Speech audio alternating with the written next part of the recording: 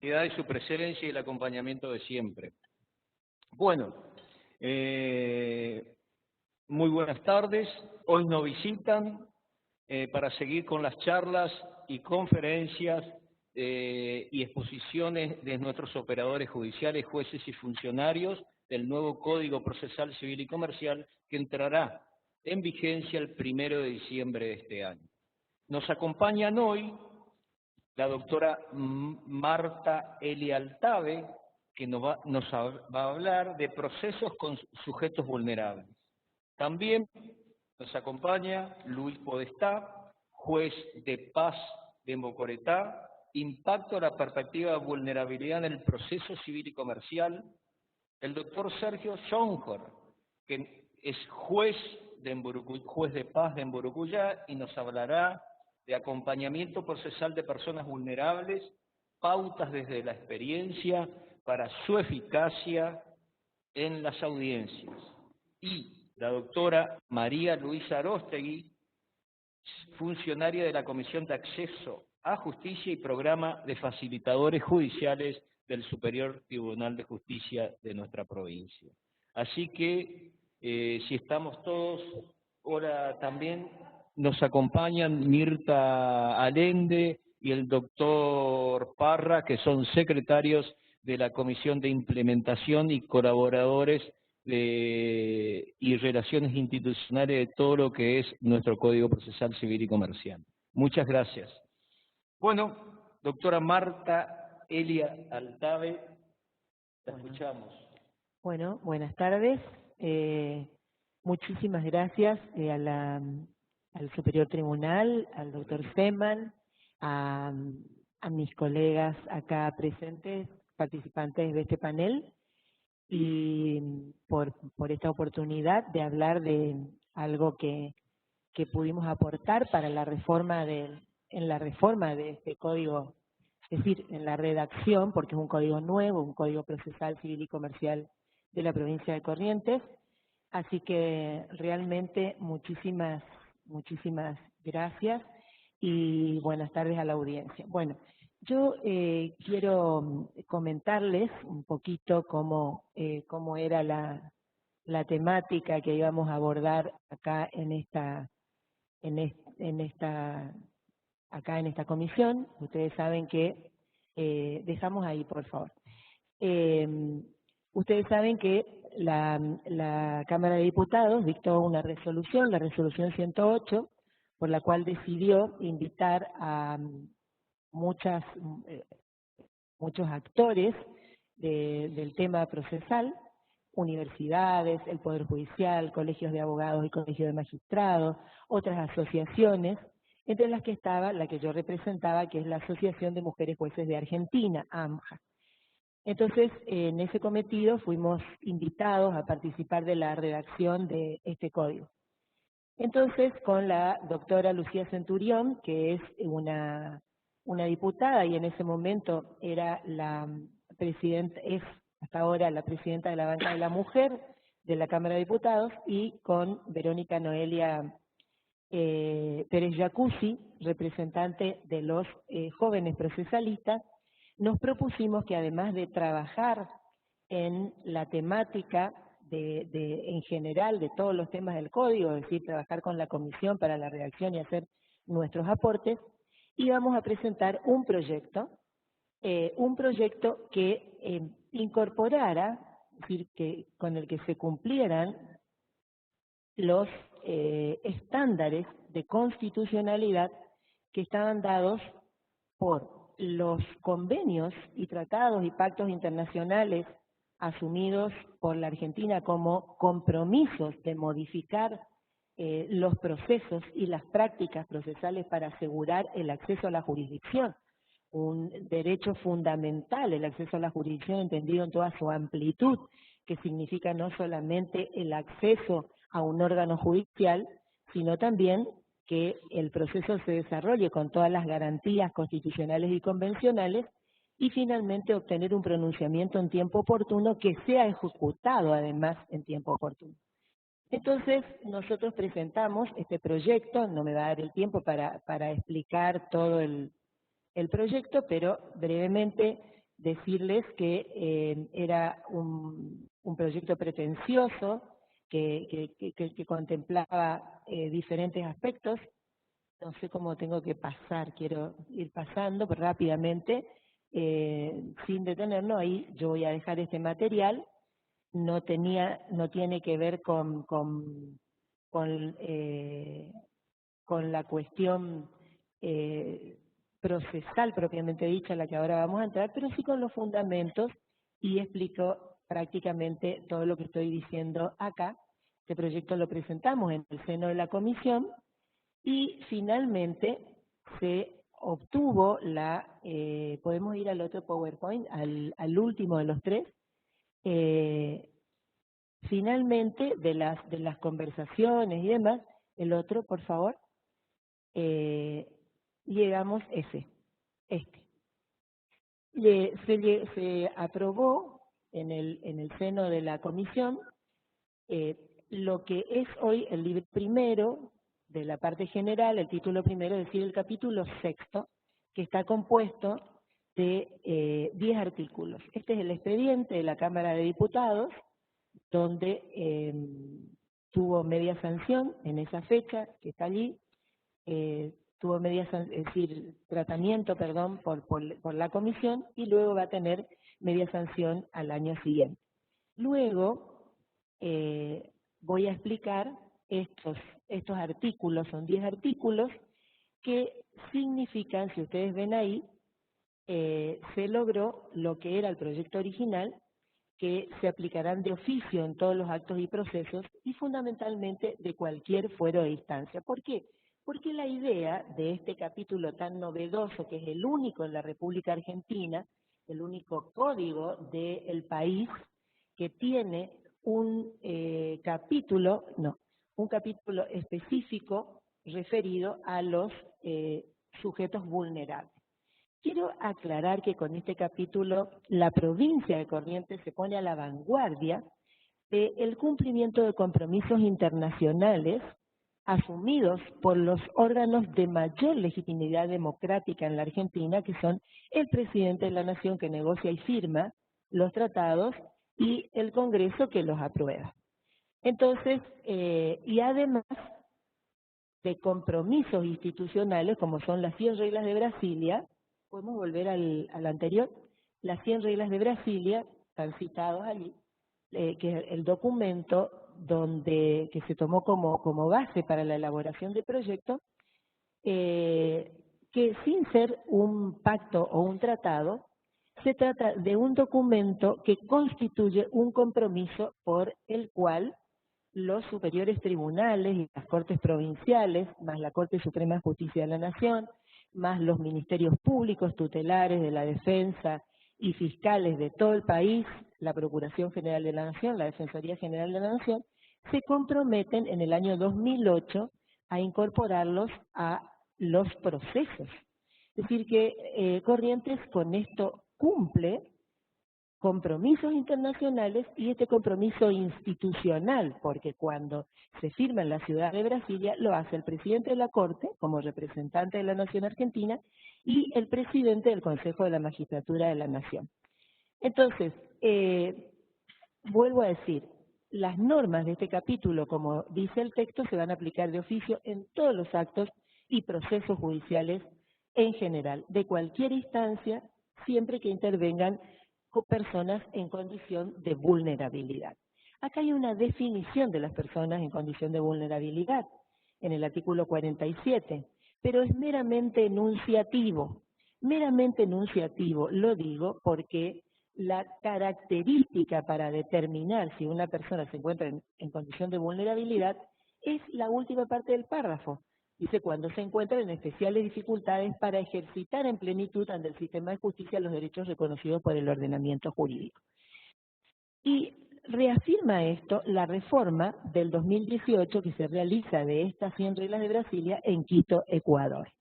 Allí se reforma y se incorpora una norma tan genérica como esta, que aparece en el artículo 47, que permite a los jueces y a los funcionarios y empleados una mayor amplitud en la visibilización de las personas en condición de vulnerabilidad.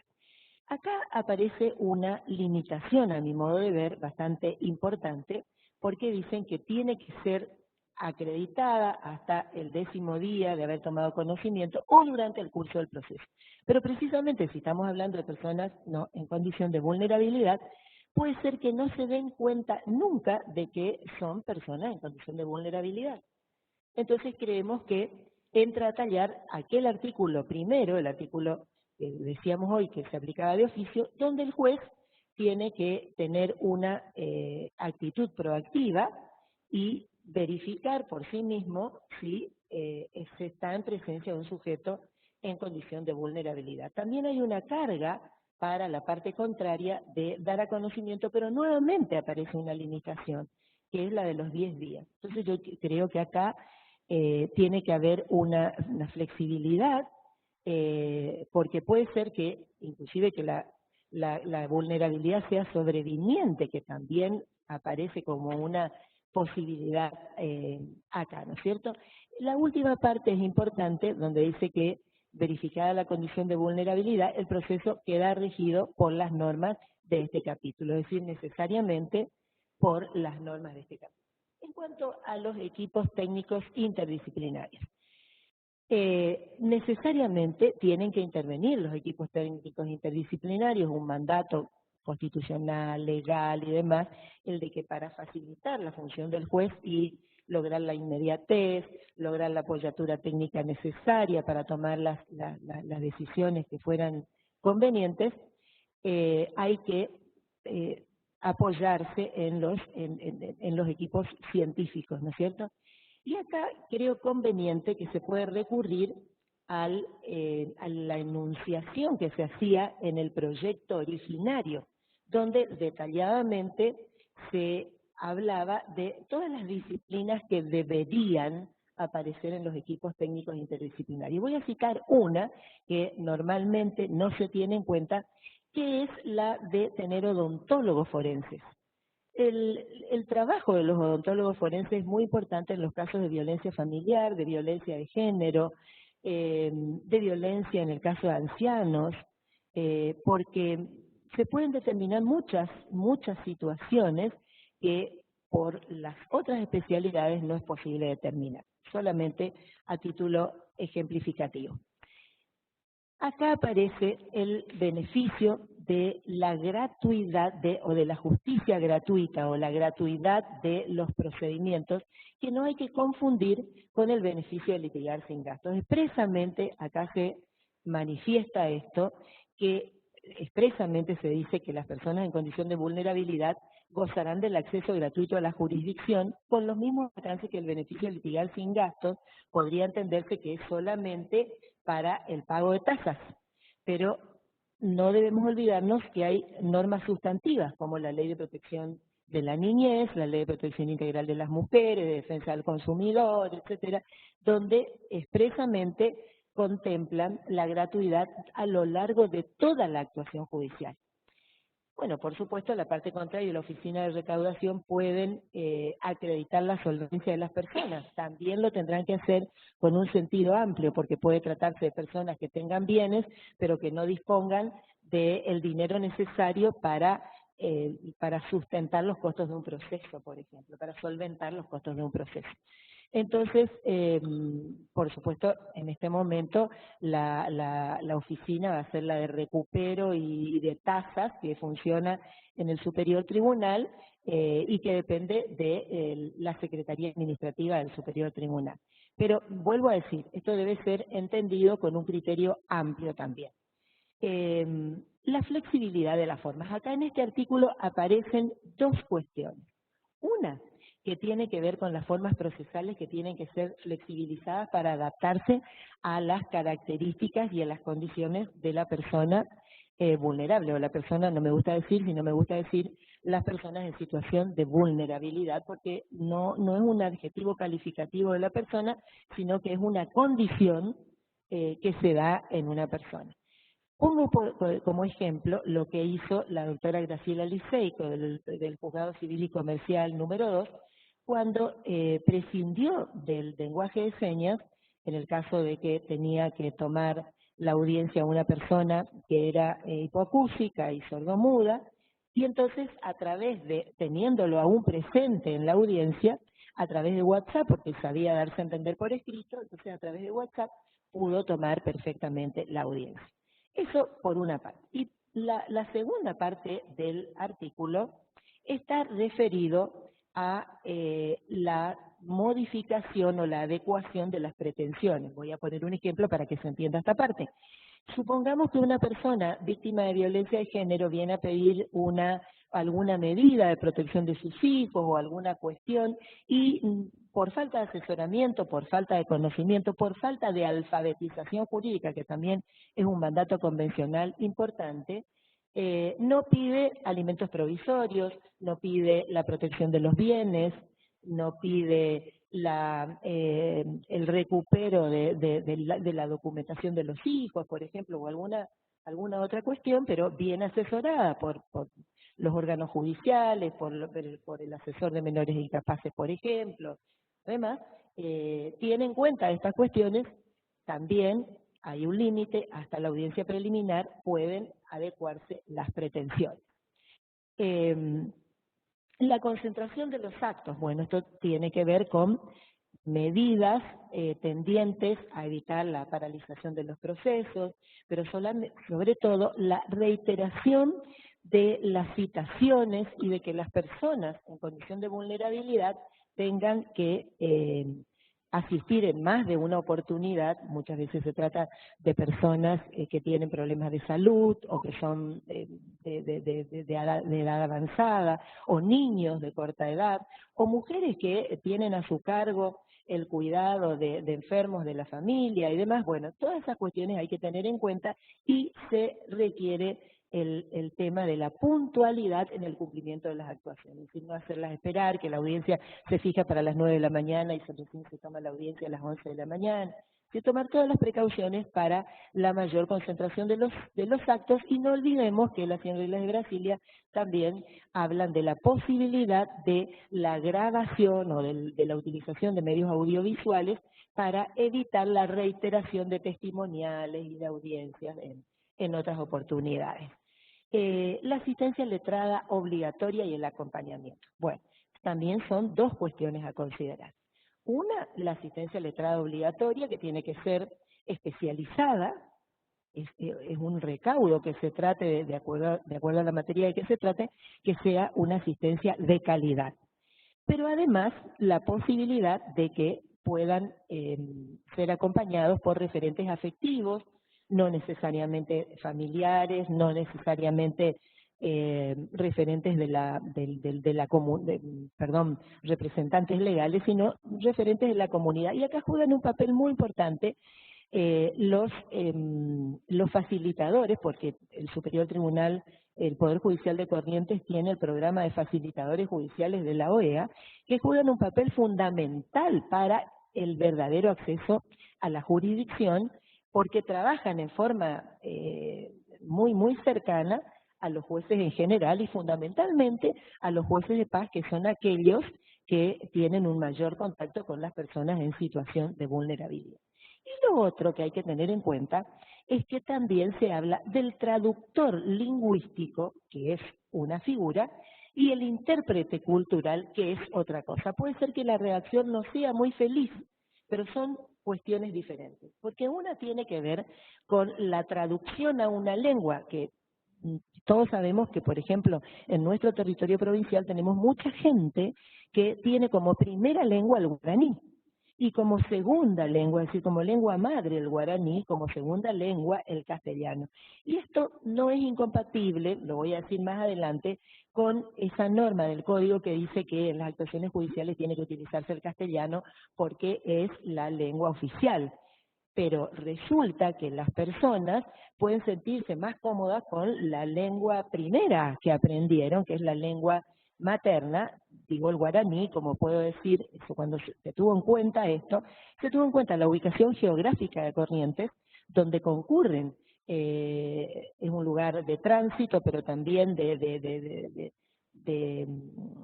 domicilio, de personas que provienen del Paraguay, del Uruguay, de Brasil, de Bolivia, es decir, la ubicación geográfica de Corrientes es muy importante, además de la idiosincrasia cultural. Y lo otro tiene que ver, el intérprete cultural, con la dimensión que la situación tiene en el acervo cultural de esa persona, es decir, actitudes, palabras, gestos, objetos, bienes, etcétera, que tienen una connotación cultural totalmente diferente en un contexto familiar, social, etcétera, para determinadas personas. Entonces, por eso es importante la presencia del intérprete cultural, que además está en el convenio 169 de la OIT, pero también aparece en las 100 reglas de Brasilia, en la Convención Americana de Derechos Humanos. Bueno, podemos citar muchas fuentes de esta normativa. Yo les dejo después el material. Vamos al tema del lenguaje. De esto quería hablar. Esto tiene que ver con el lenguaje sencillo y de fácil comprensión. Precisamente tiene que ver con el derecho a la información que tienen las personas en general, pero sobre todo en un acto de poder que es el que ejercemos quienes tenemos funciones judiciales, porque estamos gravitando en la vida de personas, estamos resolviendo acerca de su propia existencia, acerca de sus bienes, de la libertad y demás. Entonces tienen derecho a entender qué se está resolviendo y por qué se está resolviendo de esa manera y no de otra. Decía hoy que no es incompatible con aquella, y esto hay que tenerlo en cuenta, porque ya aparecieron en algunos casos adendas o partes de las resoluciones judiciales en las que se utiliza una lengua indígena o la lengua propia de las personas. Supongamos que se trate de un trabajador migrante, por ejemplo, un chino, una persona de los supermercados chinos. Bueno, entonces esta persona tiene derecho a que también se utilice un párrafo dedicado a él en los términos, en la lengua que le va a resultar más comprensible. Y vuelvo a decir, no es incompatible porque debe hacerse un análisis sistémico, entendiendo que también entran a tallar acá normas de jerarquía superior, como son los pactos y tratados sobre derechos humanos que resultan de aplicación en estos casos. Y la última parte del primer párrafo, obviamente, va a constituir falta grave si se incurriera en críticas o juicios de valor acerca de la persona. Bueno, también la segunda parte de este artículo tiene que ver con la información que se debe brindar a esta persona acerca de los derechos y los apoyos que puede tener en cuenta. Por supuesto, sabemos que tienen que ser tenidas primordialmente en cuenta, tiene que ver con el derecho a ser oído en su expresión más amplia, y que ya ha sido motivo de interpretación en muchas oportunidades y no es conveniente reiterar acá. Vamos al último artículo, que es el 55, que contempla la posibilidad, acá hay jueces de paz que lo hacen a diario, en canoa, a caballo, de muchísimas maneras, pero acá también en las ciudades, muchas veces, desde hace tiempo, los funcionarios judiciales, en general, se trasladan al lugar donde se encuentran estas personas en condición de vulnerabilidad cuando las circunstancias lo exigen, como dice la norma.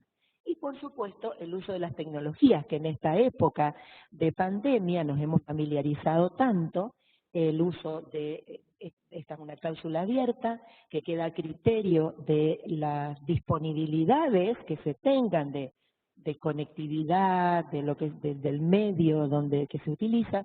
Podrá ser el teléfono, las videollamadas, las videoconferencias, la comunicación por WhatsApp, en fin, es decir, las TIC están habilitadas desde hace tiempo y acá expresamente se mantiene. Vuelvo a decir, con esto termino, vuelvo a decir, este es un capítulo que muy importante en el derecho argentino en general, hemos sido consultadas por muchísimas universidades, tribunales, etcétera, porque es una novedad. Corrientes se pone a la vanguardia porque ha cumplido compromisos internacionales y quiero decir algo muy importante. Este capítulo impregna el código. No interesa si se trata de un sucesorio, si se trata de un juicio ejecutivo. Es decir, no se trata de un capítulo reservado a los procesos de familia o de violencia de género. No, absolutamente para todos. No se tiene en cuenta la materia, ni el fuero, ni la instancia, sino que se tiene en cuenta el sujeto procesal y su condición de vulnerabilidad. Bueno, muchísimas gracias y quedo a disposición para cualquier consulta. Bueno, doctora, muchísimas gracias. Muy clara su exposición. Y bueno, a continuación vamos a escuchar al doctor Luis Podestá, juez de Paz de Mocoretá, que está presente con nosotros. Doctor Podestá, lo escuchamos. Buenas tardes a todos. En primer lugar, quiero agradecer la consideración, en primer lugar, del presidente, del doctor Luis Eduardo Rey Vázquez, del doctor Guillermo Seman, del ministro supervisor, el doctor Fernando Augusto Anís, supervisor, ¿no es cierto?, de la Justicia de Paz. Gracias por la consideración y por la invitación a participar de esta capacitación tan importante del código que entrará a regir, ¿no es cierto?, así como decía el doctor Seman, el 1 de diciembre del Corrientes. Y en ese sentido, como decía la doctora, Corrientes está a la vanguardia con este capítulo, con la incorporación, ¿no es cierto?, de este capítulo que hace lo que es la tutela judicial efectiva y a un deber que tenemos como Estado Nacional, ¿no?, como el derecho al proceso. A ver. Ahí está. Perfecto.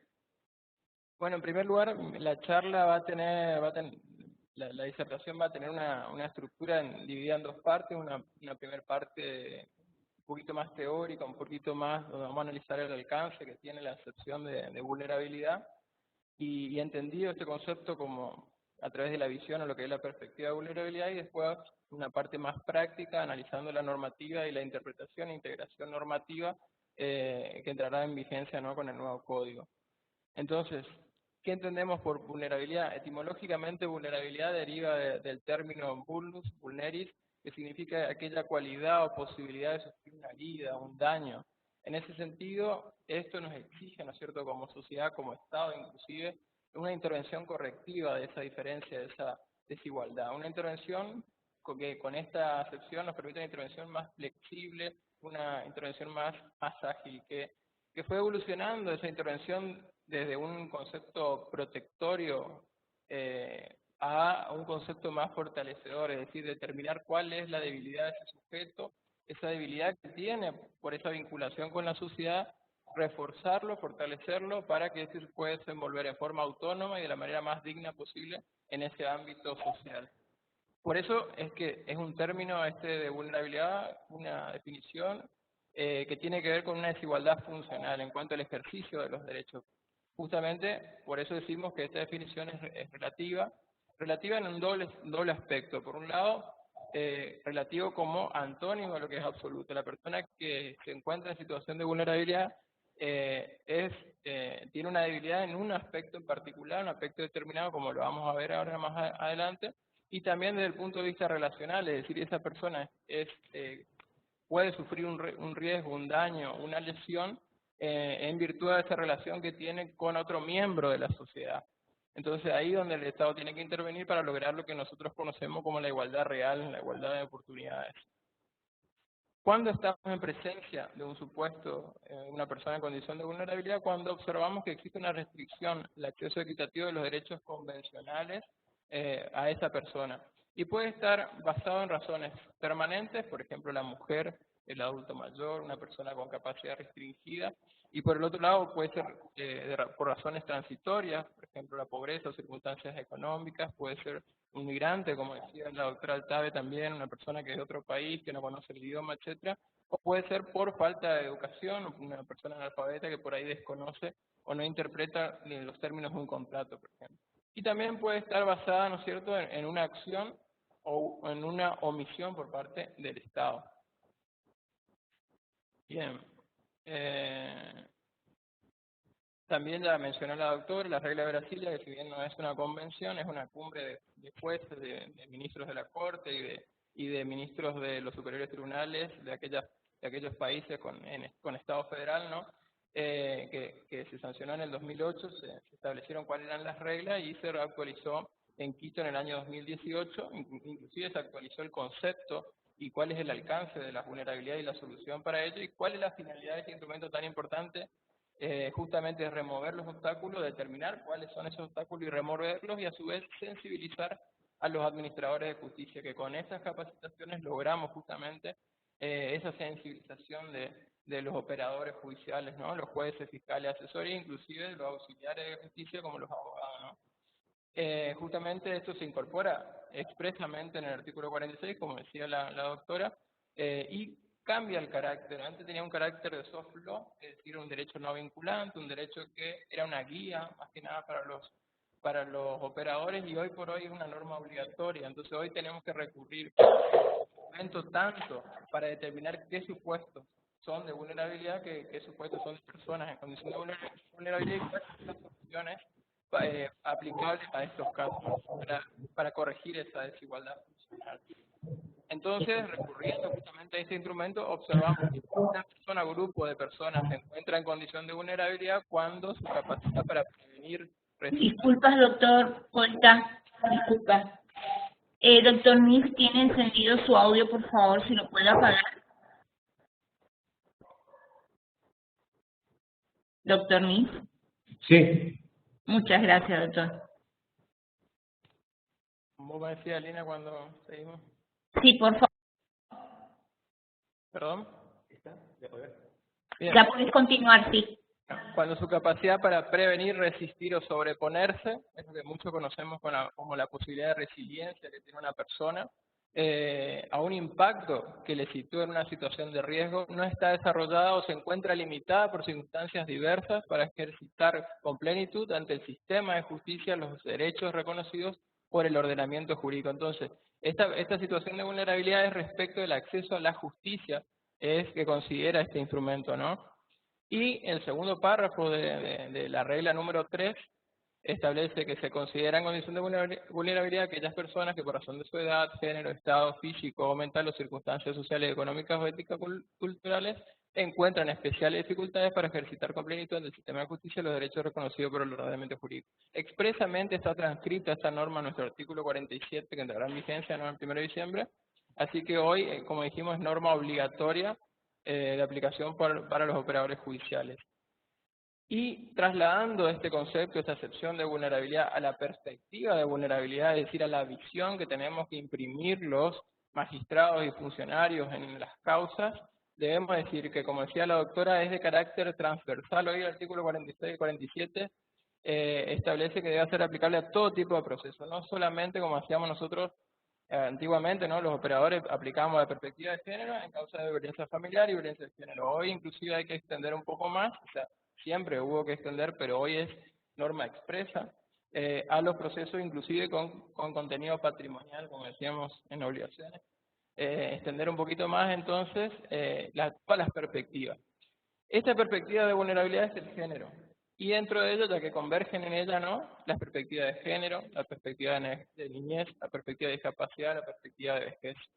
A su vez, ¿qué nos permite esta perspectiva de vulnerabilidad? Concretar el mandato de la tutela judicial efectiva a través de lo que se llama el control de constitucionalidad o convencionalidad, evitando de esta manera que el Estado Nacional y el Estado argentino incurran en lo que se llama responsabilidad internacional, que parafraseando a la doctora María Gattinoni debemos decir que es la omisión que constituye un hecho internacionalmente ilícito, es decir, se hace pasible el Estado argentino en responsabilidad internacional por omisión. Esta vulnerabilidad como perspectiva nos permite tres grandes ventajas, ¿no? Constituye un nuevo vector para el análisis de la igualdad. Vector es el camino, el método que nos llega a lograr, a concretar ese mandato del artículo 16 de la Constitución. Es una nueva forma de empatía y a su vez nos vincula con la naturaleza relacional del hombre. Por eso decíamos que era un concepto relacional funcional. Respecto de que constituye un nuevo vector de análisis de la igualdad, entonces tenemos que para concretar la tutela judicial efectiva, a través de la perspectiva de vulnerabilidad, primero detectamos cuáles son las barreras u obstáculos en el caso en particular. Nos permite remover a través de las soluciones que establecen las 100 reglas de Brasilia y el presente capítulo que estamos analizando, para lograr así lo que es el acceso real a la justicia. A su vez, como dijimos, la vulnerabilidad es mucho más que la igualdad en sí, porque la igualdad se puede dividir en una igualdad formal y en una igualdad material, o igualdad real de condiciones. Eso también está en el artículo 1 del nuevo código, ¿no? Que como tutela judicial efectiva, donde se desarrolla bien. Y a su vez nos permite determinar lo que es el concepto de interseccionalidad, que según la Corte Interamericana de Derechos Humanos es la discriminación acaecida por múltiples factores, es decir, cuando nosotros en un mismo caso determinamos varias vulnerabilidades que convergen en una misma persona. Por ejemplo, el adulto mayor con discapacidad, inclusive puede ser mujer, que por esas tres vulnerabilidades hace que la causa sea mucho más grave, mucho más necesaria, ¿no es cierto?, la implementación de procesos de concentración de actos, como decía la doctora, flexibilización de las normas procesales para lograr una mayor celeridad y por ende, en consecuencia, una efectividad de esos derechos a ese sujeto vulnerable o en condición de vulnerabilidad. Esto la Corte ya lo dijo en González Llull del 2015, que el doctor Schweiger siempre lo cita en casos de niños, niñas y adolescentes, ¿no es cierto?, en educación sobre todo, y a su vez en Cus-Piraval en 2018. A su vez, entendía esta perspectiva de vulnerabilidad como empatía, como forma de empatía, deviene en que todos somos vulnerables y algún día podemos serlo, ¿no es cierto? Sobre todo adultos mayores, por ejemplo, considerando la vulnerabilidad de edad, todos vamos a llegar a ser adultos mayores en ese sentido, justamente por el concepto de finitud que engloba, o la característica de finitud del ser humano. La vulnerabilidad nos recuerda que todos somos dependientes unos de otros, justamente por esta relación intersubjetiva que se da en el ámbito de la sociedad, y por ende uno debe responder por la vulnerabilidad del otro y evitar que éste sufra, ¿no es cierto?, la lesión que justamente la cualidad de sujeto vulnerable hace que éste sea susceptible de sufrir. Y a su vez, el último aspecto que nosotros veíamos como beneficio de aplicar esta perspectiva de vulnerabilidad es que anteriormente los derechos humanos se concebían como una matriz individual o subjetiva, es decir, esa persona tiene un derecho a la vida, un derecho a la salud, esa persona. Pero a través de este concepto, de vulnerabilidad, el concepto de los derechos humanos se reinscribe y se los piensa ya con una naturaleza social y relacional del hombre. Es decir, nos aproximamos al hombre desde su independencia, es decir, esta relación que existe entre el individuo en situación de vulnerabilidad y la sociedad toda, y se lo fortalece para que éste pueda desenvolverse de manera autónoma y de la mejor manera posible. Ahora vamos a analizar de cada una de las perspectivas en particular. A su vez, acá yo les hice un resumen de algunos estándares internacionales de la Corte Interamericana de Derechos Humanos para entender cómo deben aplicarse esos tratados internacionales y a su vez la doctrina judicial del precedente de nuestra Corte Suprema de Justicia en supuestos de personas en condición de vulnerabilidad. Así, por un lado, tenemos que los jueces deben tener en cuenta la interpretación que el tratado ha hecho la Corte Interamericana, es decir, no solo aplicar la Convención Americana de Derechos Humanos, por ejemplo, el Pacto de San José de Costa Rica, sino también recurrir a la aplicación directa, a la interpretación que la Corte hizo de ellos. Eso ya lo dijo en el Almonacid Arellano del 2006 y en Fontevecchia en 2011. Como hablábamos también hoy, mencionamos la responsabilidad internacional por omisión de los agentes del Estado en masacre del pueblo bello en 2006. Tenemos que entender que como agente del Estado también incluimos a los jueces. Eso es importante destacar. Antes había una duda si era solo el Poder Ejecutivo. Hoy también los jueces, por no actuar o por no dar una respuesta judicial, por más que sea una cuestión de derecho administrativo o una cuestión administrativa, por ejemplo, una intervención del COMNAC, por ejemplo, ante esa omisión el Poder Judicial tiene que intervenir. Así en el 2011 hay un acuerdo, en 2007, mejor dicho, el 37 del 2007, donde el Poder Judicial continúa interviniendo en las cuestiones civiles de prevencionales, que antes se llamaban prevencionales, cuando la 26061 establece que el ámbito o la autoridad de aplicación es hoy por hoy el COMNAF, ¿no? Y en ese sentido los jueces debemos responder ante una situación, o una persona, o un niño en particular en situación de vulnerabilidad. Así también las obligaciones de protección revisten carácter erga omnes, es decir, exigible a todos, ¿sí?, sin distinción del cargo o del funcionario en particular.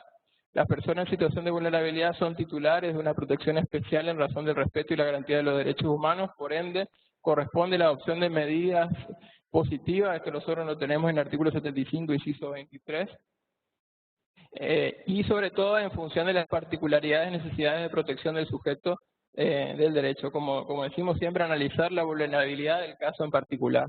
Entonces, para concretar la tutela judicial efectiva, los jueces deben dirigir el proceso de modo a evitar dilaciones y entorpecimientos indebidos que frustren la debida protección judicial de los derechos humanos. Esto es lo que nosotros conocemos como el plazo razonable, ya la Corte lo dijo en Bulacio versus Argentina en el 2003. Y particularmente con respecto a adultos mayores, que es un derecho que está surgiendo, el derecho a la vejez que está teniendo auge últimamente, expresamente la Corte Interamericana en el fallo Poblete-Vilches del 2018 dice que estos sujetos en condición de vulnerabilidad tienen derecho a un trato preferencial y sobre todo respecto de su salud. Las personas mayores gozan de un nivel reforzado de protección respecto del servicio de salud de prevención y urgencia. Y particularmente con respecto al derecho al proceso, que es lo que hoy nos convoca, tienen derecho a un proceso con celeridad, simplificación procesal y efectividad. Esto lo dijo el Muelle Flores contra Perú del 2019.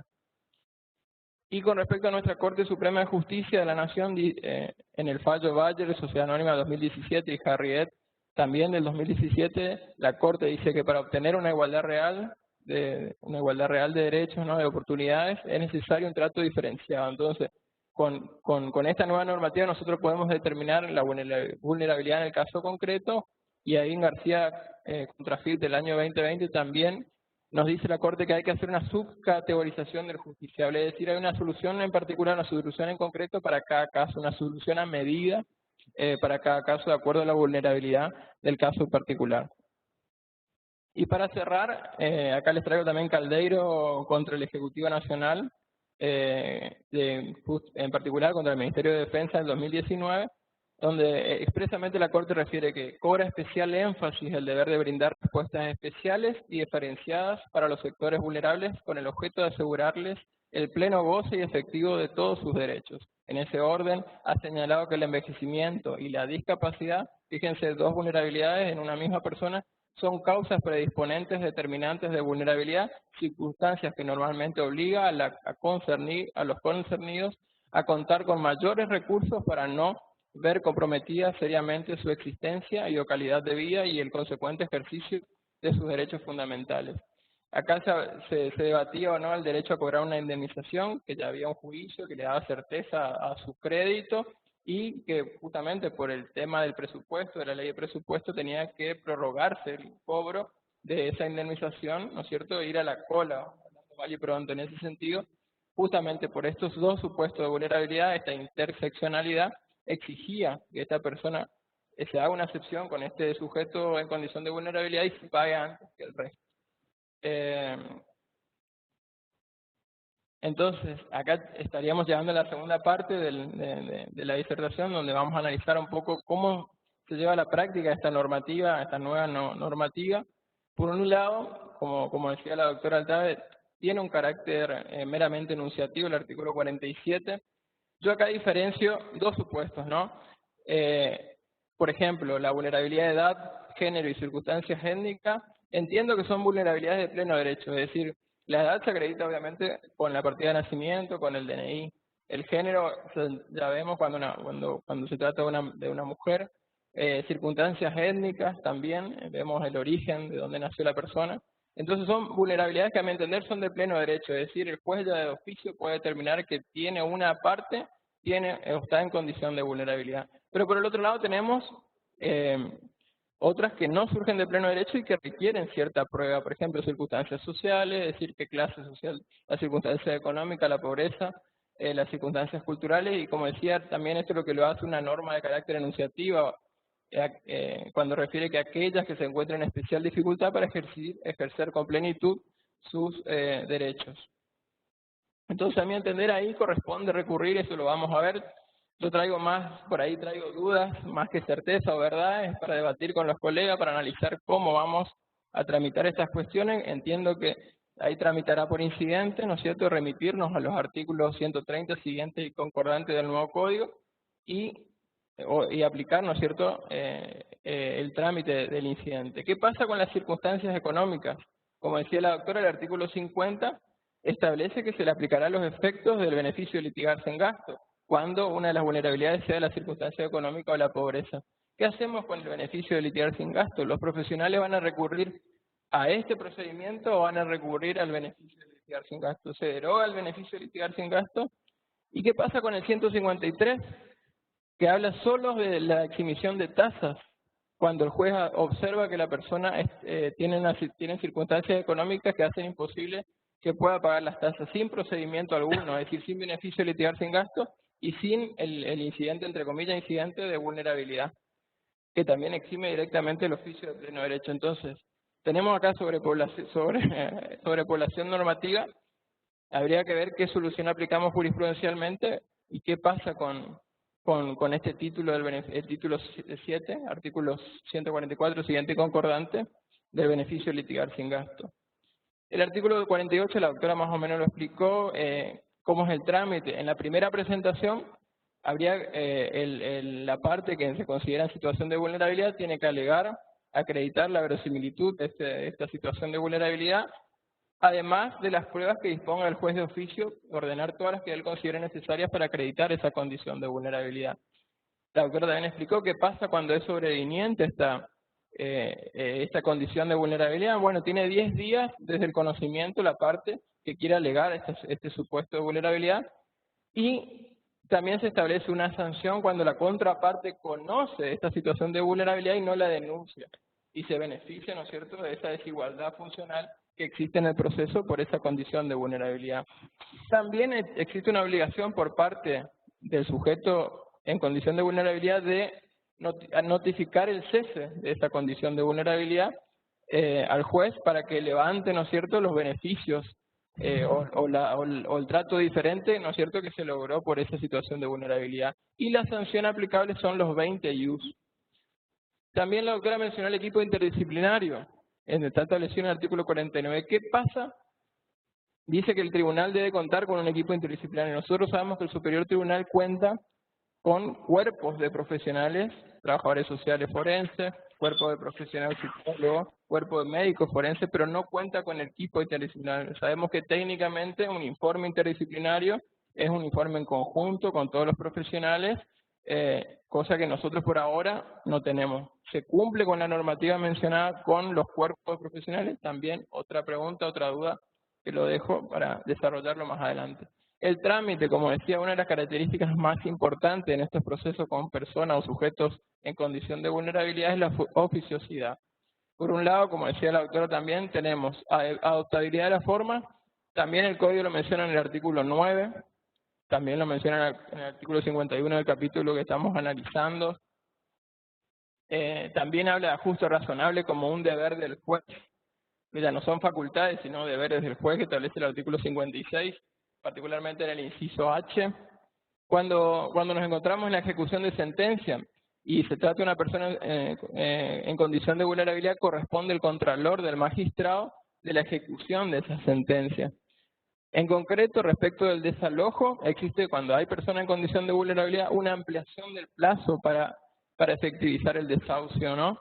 Eso está en el artículo 497. Con respecto a la notificación, también cuando se trata de personas en condición de vulnerabilidad hay una exigencia mayor por parte del magistrado en cuanto a la notificación de esa persona. En concreto, respecto a la limitación a la capacidad de los procesos de restricción o limitación a la capacidad, tenemos la revisión de oficio que debe hacer el magistrado respecto de las designaciones de apoyo, ¿no?, o de curadores en el caso de la declaración de incapacidad, y la revisión de la sentencia cada 3 años, como todos sabemos, de acuerdo surge del Código Civil y Comercial de la Nación. Las medidas urgentes, conservatoria de bienes de personas fallecidas, artículo 633, y en la sucesión, en los procesos sucesorios, la remoción del administrador de oficio cuando se tratan de personas en condición de vulnerabilidad. Con respecto al trámite del incidente, no me voy a detener acá, solo que se contempla el rechazo in limine del incidente, bueno, yo considero que cuando se tratan de vulnerabilidades de pleno derecho, es decir, respecto de la edad, un adulto mayor, me parece que no corresponde a un incidente, entonces el juez de oficio podría rechazar y declarar, no obstante, la vulnerabilidad por adulto mayor, por persona adulta mayor. ¿Cuáles son los efectos de la resolución del incidente que determina la situación de persona en condición de vulnerabilidad? Por uno, como ya lo dijo la doctora, flexibilización de la forma, artículo 51, se podrán modificar las pretensiones. Una de las consecuencias de esa flexibilización es la posibilidad de modificar la pretensión hasta el momento de la audiencia preliminar. Siempre, pero siempre el juez debe garantizar la bilateralidad, el contradictorio, ¿no? Obviamente, según la situación, según la índole de la situación, que es lo que nosotros definimos hoy como interseccionalidad. Por otro lado, la concentración de los actos. Estas concentraciones en principio tienen que hacerse todos los actos procesales el mismo día, para evitar, ¿no es cierto?, un perjuicio mayor a la persona en condición de vulnerabilidad y obviamente en estos casos, sobre todo, garantizar la agilidad y puntualidad de los actos. El acompañamiento, en general, en el artículo 53 tenemos 3 tipos de acompañamiento, además, ¿no es cierto?, de la representación convencional o del patrocinio letrado obligatorio. Tenemos los referentes afectivos de la comunidad, en caso de que se trate de una persona aborigen, ¿no? El traductor, como decía la doctora, no hace falta por ahí que sea un traductor, un perito traductor, etcétera. Y un intérprete cultural o lingüístico, ¿no? Y esto también lo refiere al artículo 95 del nuevo código. El lenguaje, también ya refirió la doctora, artículo 54. Acá yo me pregunto, ¿no hubiera sido mucho más práctico establecer ya la definición de lenguaje claro y a su vez diferenciar entre lenguaje claro y lenguaje fácil? Sabemos que el lenguaje, hoy los jueces, ¿no es cierto?, como sabiendo que los magistrados y funcionarios brindamos un servicio de justicia y que el usuario son las partes y los profesionales, los abogados, tenemos que brindar, obviamente nuestras resoluciones tienen que ser entendidas, tienen el derecho a comprender. Eso surge para todos los sujetos, ¿no? No solo para los sujetos o las personas en condición de vulnerabilidad. Entonces ahí yo considero que el lenguaje tendríamos que definir qué es el lenguaje claro y dentro, como una subespecie del lenguaje claro, establecer el lenguaje fácil, que ahí sí es necesario recurrir al lenguaje fácil para los supuestos, ¿no?, de personas en condición de vulnerabilidad. Así lo dice también el 502 y el 509, cuando refiere el lenguaje sencillo, de fácil comprensión. El lenguaje puede ser visto de dos maneras, ¿no?, de dos caras de la misma moneda. Por un lado, del que emite la resolución, del operador judicial, que tiene que brindar un lenguaje fácil, sencillo, y por el otro lado, la comprensión, que es la finalidad que queremos lograr, el sujeto pasivo de ese lenguaje, ¿no? Lograr esa comprensión. La información que se debe brindar a estas personas en condición de vulnerabilidad tiene que ser una información acabada durante todo el proceso, ¿sí?, tanto de los derechos que les corresponden, los derechos que le asisten, como siempre decimos nosotros en las capacitaciones con el doctor Schweihort, derecho que no se conoce, derecho que no se ejerce. Por eso es tan importante todas estas capacitaciones y sobre todo en un proceso explicarle a la persona cuál es el alcance de su derecho. Y los apoyos que les corresponden, es decir, los acompañamientos que le hacen, no solo la persona con capacidad restringida que tiene un sistema de apoyo declarado por resolución o sentencia, sino los acompañamientos que mencionamos anteriormente. El derecho a ser oído, y esto vamos a ver en todas las perspectivas de vulnerabilidad, se exige el derecho a ser oído tanto para los niños, para las personas adultas mayores, para la persona con capacidad restringida, según el artículo 35 del Código Civil y Comercial. Y a su vez que su opinión sea tenida en cuenta, que es un poquito más que el solo hecho de escuchar a la persona. La inmediación, el artículo 55 establece 2 supuestos de inmediación. Uno, el traslado del operador judicial, del juez, del magistrado y del funcionario, donde reside la persona en condición de vulnerabilidad, y el uso de las tecnologías de la información y la comunicación, que se hicieron tan populares acá en las épocas de la pandemia. Acá tenemos un ejemplo de la doctora Victoria Colombo de Goya, juez civil y comercial de Goya, que sin perjuicio que en este caso la persona en condición de vulnerabilidad era una persona adulta mayor de 80 años, era la testigo, es evidente cómo la normativa ya empieza a tornarse aplicable, y también es importante que para lograr el diligenciamiento de este acto procesal se llegó a lo que se llaman los acuerdos procesales que se establecen en el artículo 14 del nuevo código, logrando acuerdos procesales con las partes y con facilitación del juez en la audiencia, ¿no? Audiencia preliminar. Entonces es importante ver cómo va tomando praxis las normas, la letra del nuevo código. Particularmente con respecto a cada una de las vulnerabilidades por circunstancias económicas, ya vimos la gratuidad del efecto, que es similar al beneficio de litigar sin gasto. Con respecto a la perspectiva de género. Doctor Podestá. Sí, para ir Le pido cerrando. por favor que vaya cerrando. Sí, muchas gracias. Bueno, una salvedad simplemente, tenemos que destacar que se encuentra en trámite parlamentario el nuevo código, el proyecto de código procesal de familia, niñez y adolescencia con media sanción de Cámara de Diputados, hoy está en tratamiento de la Cámara de Senadores, que establece, obviamente, que va a absorber todos los procesos de protección de personas de violencia familiar, pero no obstante, por ahora vamos a tener que recurrir a la normativa de este nuevo código. Por eso, lo primero establezco los procesos de violencia, protección de personas, no por violencia de género. Acá la perspectiva de género hace que apliquemos una valoración diferente de la prueba y una flexibilización de la prueba, lo que conocemos como favor probationis. Y también los hechos evidentes, es evidente, hay cosas que nos corresponden probar, un hecho evidente como que la mujer se encuentra en debilidad respecto de un hombre que ejerce violencia de género. En las causas civiles hay que tener particularidad, consideración en una audiencia, en una conciliación donde está un hombre y una mujer, ciertas particularidades, ¿no? Y en las causas de familia, bueno, tener en cuenta lo que dice. Me parece muy interesante lo que establece el artículo 3, la última parte, dice: los jueces de familia, niñez y adolescencia deben evitar que la desigualdad entre personas por razones de vulnerabilidad afecte el desarrollo y resultado del proceso.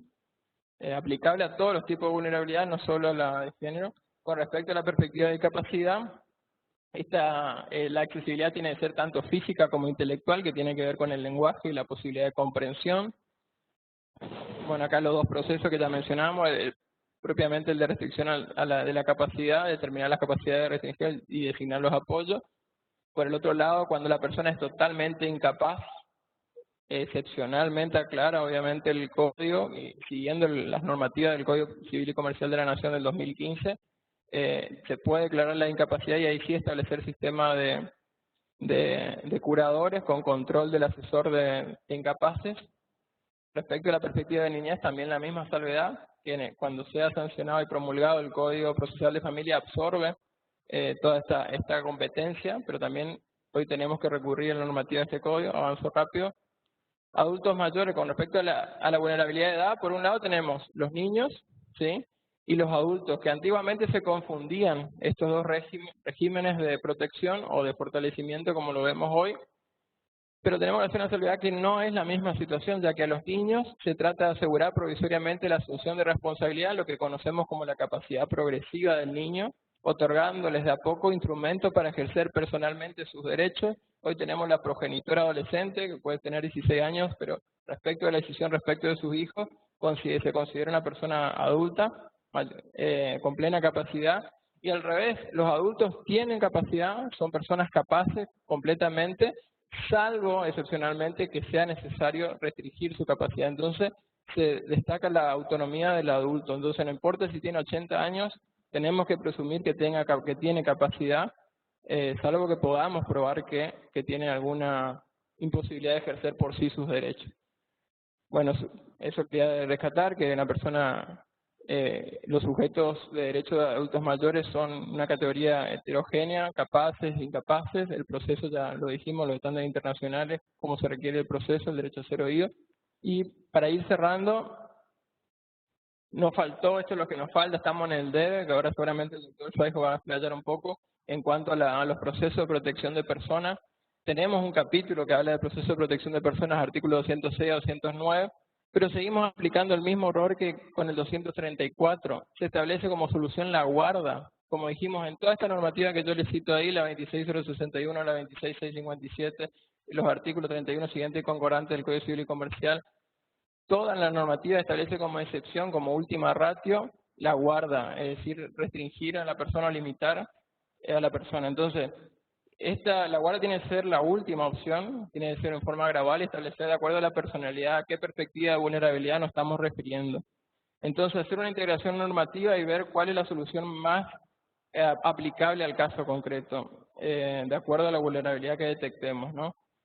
Y como conclusión, entonces, vulnerabilidad es un concepto más amplio, no es sinónimo de incapacidad, y es un poco más amplio inclusive que la acepción riesgo. Un niño en situación de vulnerabilidad puede ser un niño que no vaya al colegio, que no vaya a la escuela.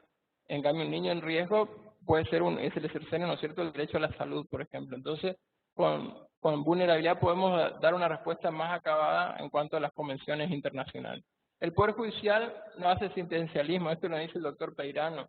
Y acá le traigo algo del doctor Alfonso Santiago, que lo dijo en la jornada del 2018 de Derecho Judicial, cuando analizamos los DESCA, los Derechos Económicos, Sociales y Culturales, que sin embargo las medidas dispuestas a través de sus resoluciones constituyen un despertador para los responsables de efectivizar los derechos de las personas en condición de vulnerabilidad. Es decir, a veces la competencia no es del Poder Judicial, pero como hay una misión por ahí del Poder Ejecutivo o del reconocimiento de derechos por parte del Poder Legislativo, como nos pasó con el protocolo de adultos mayores, el Poder Judicial a través de creación pretoriana tiene que dar una respuesta justamente para no hacer incurrir al Estado en responsabilidad internacional. Otra cuestión, nosotros como mediadores también vemos que para cumplir con el plazo razonable, muchas veces los métodos de resolución alternativa de conflictos son la mejor herramienta para una respuesta eficaz a los sujetos en situación de vulnerabilidad. Otra necesidad es la capacitación permanente, como estamos haciendo ahora, de los operadores, de las familias, que son los responsables directos en muchos casos, y del Estado, que tiene que hacer efectivos esos derechos. Debemos asumir un fuerte compromiso contra esta problemática, todos los operadores, las partes, ¿no? Auspiciar el trabajo interinstitucional, el diálogo interinstitucional en nuestras localidades, en nuestras ciudades donde nos toca operar, y que los operadores judiciales, como parte del Estado, debemos evitar hacer incurrir a la nación en responsabilidad internacional por omisión. Y ahora sí, para cerrar, una frase de Norberto Bobbio que dice: el problema al que nos enfrentamos no es filosófico, sino jurídico, y en un sentido más amplio, político. No se trata tanto de saber cuáles y cuántas son estos derechos, cuál es su naturaleza y su fundamento, sino cuál es la forma más segura de garantizarlos para impedir que, a pesar de las declaraciones solemnes, sean violados continuamente. Así que, muchas gracias. Muchísimas gracias, doctor. Muy clara la exposición. Lo vamos a tener que volver a invitar a todos y seguir el año que viene con todas estas charlas, una vez que entre en vigencia el nuevo Código Procesal Civil y Comercial. Bueno, a continuación va a exponer el doctor Sergio Schonhorst, juez de paz de Mburucuyá. Doctor, ¿estamos? ¿Lo escuchamos? Gracias, doctor.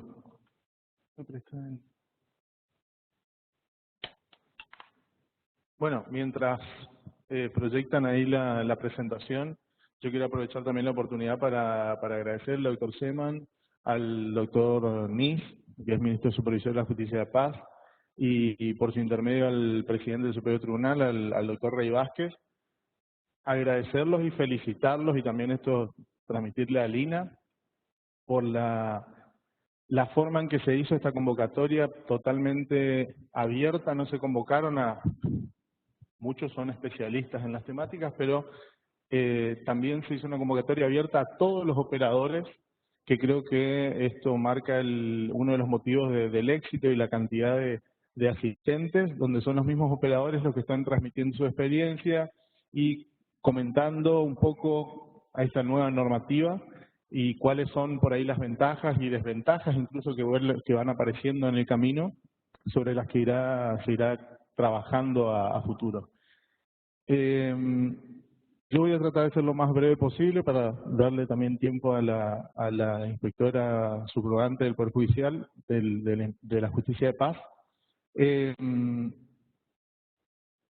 Sabía que esto me iba a pasar después de tener que hablar en tercer lugar, después de la doctora Altave y del doctor Podestá, con un análisis siempre tan minucioso y meticuloso de los aspectos normativos, tanto convencionales como los estrictamente legales, Por ende, sabiendo eso, yo me volqué a un tema más vinculado que lleva este título de acompañamiento procesal de las personas vulnerables, algunas pautas de la experiencia, y que no tiene que ver estrictamente con el acompañamiento procesal del que habló la doctora, de las personas en situación de vulnerabilidad en las audiencias, sino el acompañamiento procesal de los operadores, de los jueces, los funcionarios y todos los empleados, cuál es el nuevo rol, cuál es la nueva forma en la que vamos a tener que actuar para que esta nueva perspectiva de vulnerabilidad que está prevista en el Código Actual, y como bien destacaron tanto la doctora Altave como el doctor Podestá, es transversal a todo tipo de procesos,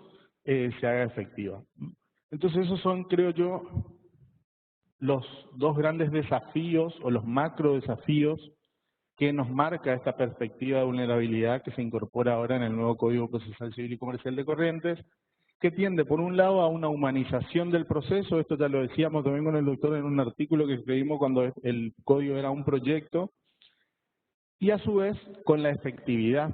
Es decir, esto que destacaba el doctor Podestá recién en una cita de Bobbio, no importa cuántos derechos tengamos considerados, sino las herramientas que tengamos para hacerlos efectivos, es justamente algo que tenemos, sobre lo que tenemos que poner el foco. Es decir, la efectividad es importante, pasa en muchos ámbitos, no me voy a poner ahora a describir todos, pero pasa con los derechos del consumidor, pasa a veces con los derechos laborales, que también de alguna forma contemplan a sujetos vulnerables, que tenemos de las mejores normas a nivel internacional, pero que luego a la hora de hacerlos efectivos entramos en una situación muy distinta o muy diferente. Entonces, en esto, en lo que tenemos que los operadores empezar a poner foco, y yo lo que quiero por ahí es transmitirle un poco de lo que creo tiene que ser esta nueva mirada que tendremos que tener todos, y los cuidados también y la prudencia que habrá que tener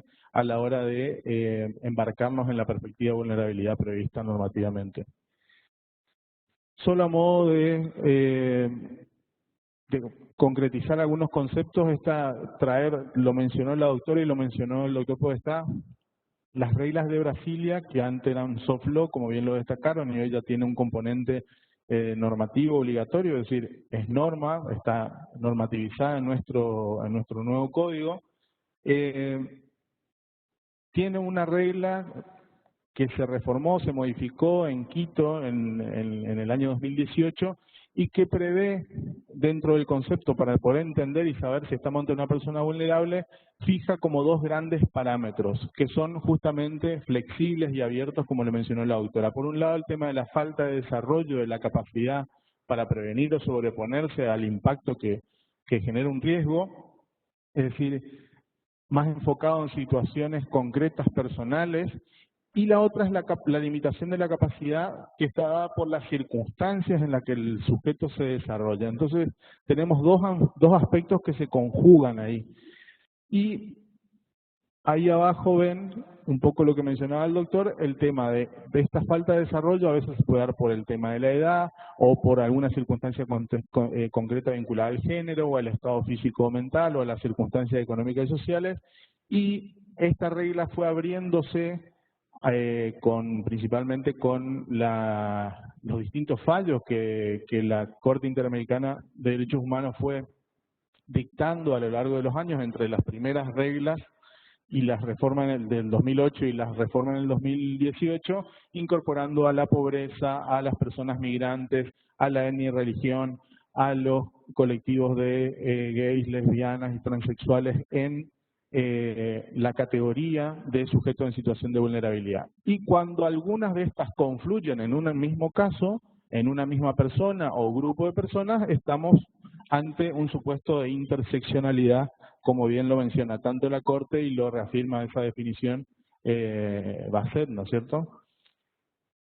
En definitiva, como mencionó el doctor Podestá, la perspectiva de vulnerabilidad tiene un montón de componentes, se desagrega en una de discapacidad, en una de género, en una de envejecimiento activo y saludable, en una de niñez y adolescencia, que constituye una nueva forma de abordaje para tratar de lograr la igualdad real. En definitiva, como marca la teoría trialista del derecho, se procura desplegar el humanismo, y creo que acá esto es fundamental porque el código lo que hace es que no solamente incorporemos en nuestro análisis la mera norma legal, sino que vayamos a ver la realidad, porque tenemos que ver si la persona es vulnerable o no.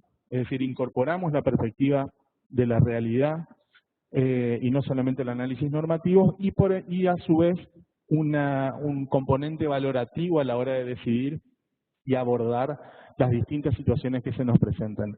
El humanismo o desplegar el humanismo implica tratar de que todo ser humano es considerado como un fin en sí mismo y por ende es dueño de su propia construcción, y lo que tenemos que hacer es ayudar a que esa persona se construya plenamente, logre desarrollarse plenamente como persona por sí misma, pero dotándola de las herramientas que por ahí el contexto o alguna circunstancia personal particular no le provee, ¿no? Entonces, los anteojos con los que tenemos que ver este nuevo concepto de vulnerabilidad, creo yo, a mi humilde entender, son la empatía, la sensibilidad y la solidaridad.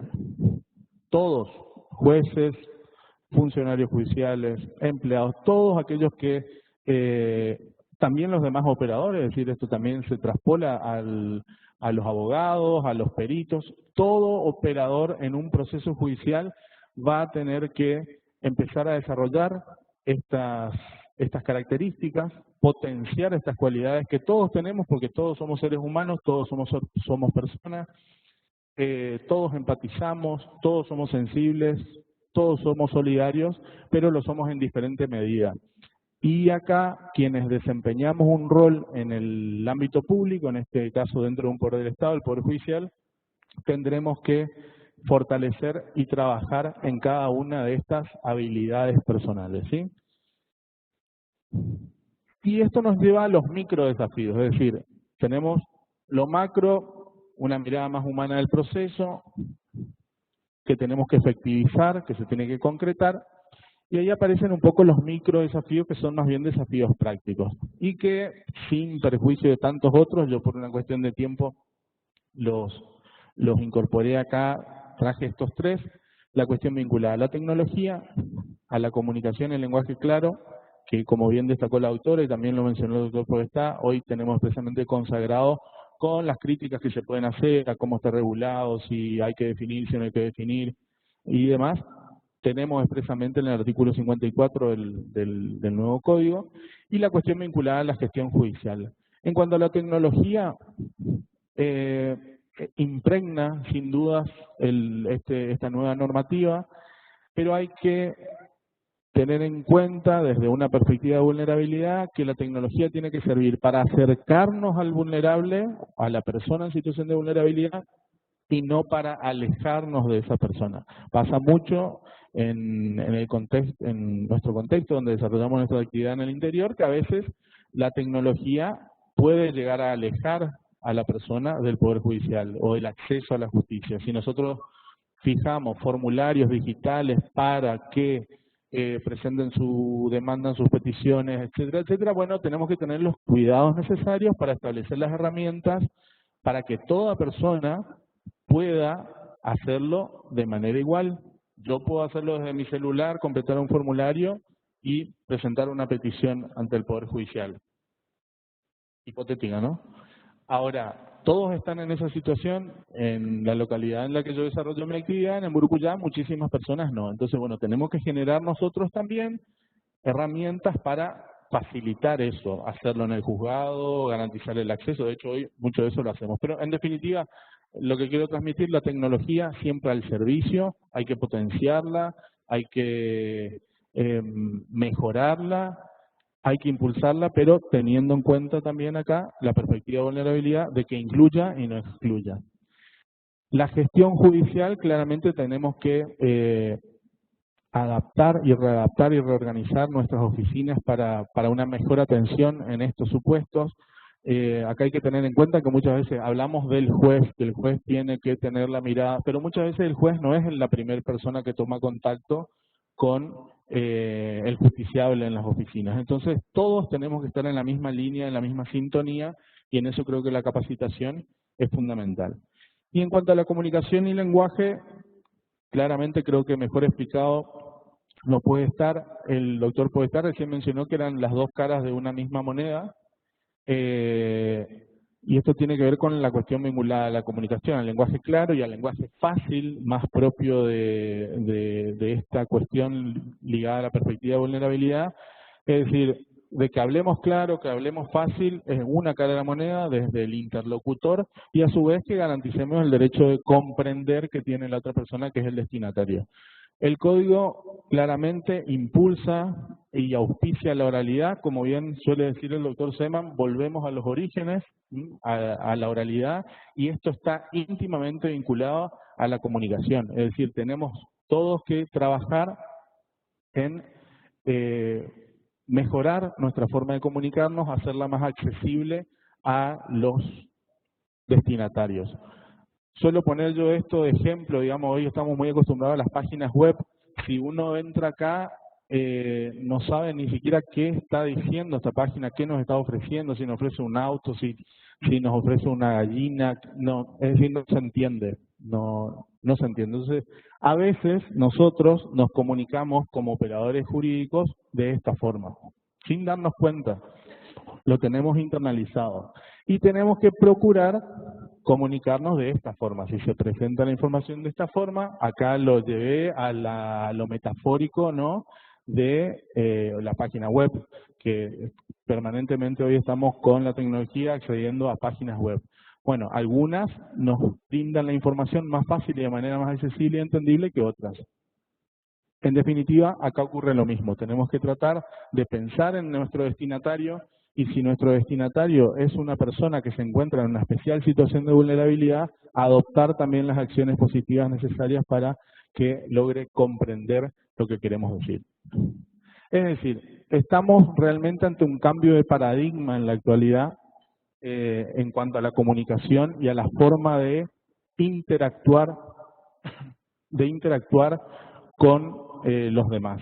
Pasamos de que el juez era la bouche de la loi, del derecho francés, el juez la boca de la ley, el juez hablaba por sus sentencias, a lo que yo considero que puede llamarse una multiexpresión judicial como una faceta de la ética, y que cobra una importancia trascendental cuando estamos ante situaciones de vulnerabilidad. ¿Qué quiere decir esto? Que ya es insuficiente hoy tener un juez independiente, imparcial y que motive sus sentencias, que está bien, eso tiene que ser así, tiene que existir, así debemos trabajar, pero también es necesario que ese mismo juez, que sea independiente, imparcial y motive sus sentencias y sus resoluciones, tenga un compromiso activo con el funcionamiento del sistema judicial, sea cortés, ¿sí?, al dar sus explicaciones, sea íntegro tanto dentro como fuera de la oficina judicial, y es sumamente importante que trabaje en la transparencia de lo que resuelve, por ende la comunicación es fundamental, que sea prudente en sus decisiones y ejercite lo más posible la austeridad republicana, especialmente cuando vamos a atender a personas en situación de vulnerabilidad. Tenemos que tratar lo más posible para lograr esa empatía y generar a veces la confianza necesaria. Ahora vamos a ver algunas imágenes que yo aproveché para traer. Siempre digo que para muestra basta un botón de lo que es la realidad, porque por ahí siempre hablamos de la vulnerabilidad y la cabeza, el cerebro automáticamente nos lleva a conceptos abstractos, nos lleva a la convención, nos lleva al código, nos lleva a lo que dice fulano en tal libro, a lo que dice la doctora Altave, a lo que dice el doctor Podestá, al PowerPoint, pero la vulnerabilidad se vive, la vulnerabilidad se siente, y nosotros la verdad que, no digo que no ocurra en todos lados, pero en el ámbito de la justicia de paz estamos realmente de manera directa, inmediata, y la vemos a diario en muchísimos casos. Traspolado un poco las audiencias, sin pretender extenderme mucho en esto, la perspectiva de vulnerabilidad implica que tengamos consideración antes, durante y después. La doctora Altave dio varios ejemplos recién.